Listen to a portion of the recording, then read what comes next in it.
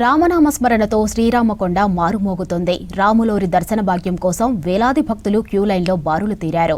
కోదండరాముడి పాద దర్శన భాగ్యం కోసం తప్పించే భక్తజనంతో ప్రతి అమావాస్య నాడు శ్రీరామకొండ కిటకిటలాడుతుంది.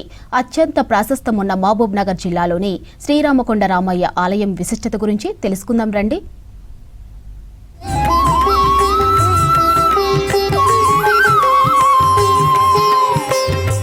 మహబూబ్ నగర్ జిల్లా కేంద్రానికి 25 కిలోమీటర్ల దూరంలో కోయిలకొండకు సమీపంలో శ్రీరామకొండ వెలిసి ఉంది.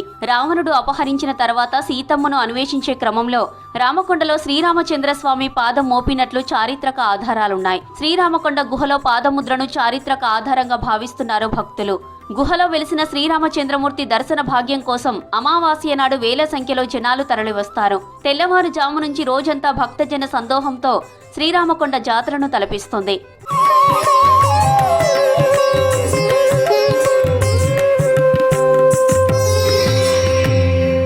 రామయ్య దర్శనానికి మహబూబ్ నగర్ జిల్లా నుంచే కాక సుదూర ప్రాంతాల నుంచి రామకొండకు భక్తులు తండోపతండాలుగా వస్తుంటారు. శ్రీరామకొండ దగ్గర కొలనులో నీటికి ఇక్కడ దొరికే వనమూలికలకు ఎంతో శక్తి ఉంటుందని భక్తుల విశ్వాసం.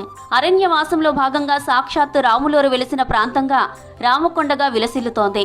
హనుమంతుడు సంజీవని మోసుకెళ్తుండగా మూలిక ఈ ప్రాంతంలో పడిందని ఆలయ పురాణం చెబుతోంది. దీంతో రామకొండ అమృత సంజీవని కొండగా విరాజిల్లుతోంది. ఈ కొండపై నుంచి వనమూలికలను ఇంటికి తీసుకెళ్లి దైవంలా పూజిస్తారు భక్తులు.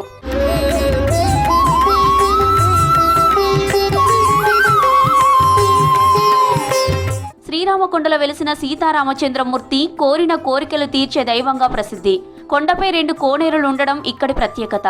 ఏడాదిలో 12 అమావాస్య రోజుల్లో వైభవంగా పూజా కార్యక్రమాలు నిర్వహిస్తారు అర్చకులు. స్వామివారి పాద దర్శనం, స్పర్శ దర్శనాలు, అభిషేకాలు నిర్వహిస్తారు.